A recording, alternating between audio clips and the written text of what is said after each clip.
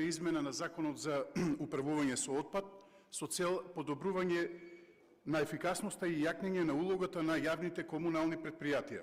Имено станува збор за измена на 3 членови од овој закон, и тоа се членовите 63, 144 и 148.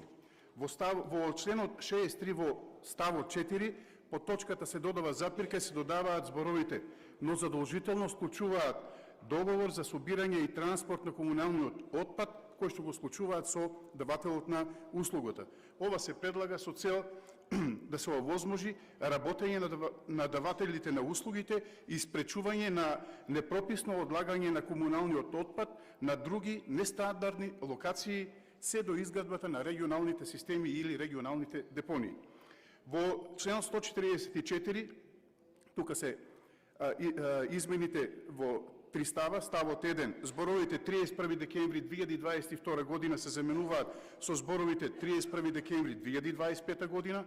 Во истиот овој член, во ставот 2, зборовите 1 август 2023 и 31 декември истата 2023 година се заменуваат со зборовите 30 јуни 2026 година, односно 31 декември 2026 година. И третиот став од овој член, зборовите од 1 јуни 2024 година се заменуваат со зборовите 1 јуни 2027 година.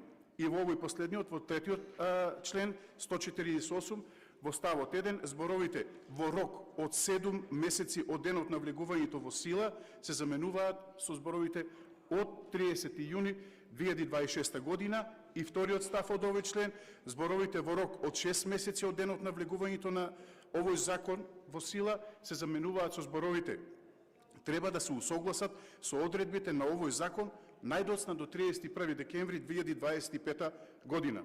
Со усвојувањето и имплементирањето на оваа иницијатива за измена на горе наведените членови на Законот за управување со отпадот ќе се создадат неспорни можности и услови за придобивки, за зајакнување, но и подобрување на ефикасноста на јавните комунални предпријатија на едно повисоко ниво. Бидејќи не станува збор за сложен и обемен закон, нема фискални, односно финансиски импликации, затоа врз основа на членот 71 од Уставот на Република Македонија го предлагам овој закон да оди по скратена постапка. Ви благодарам.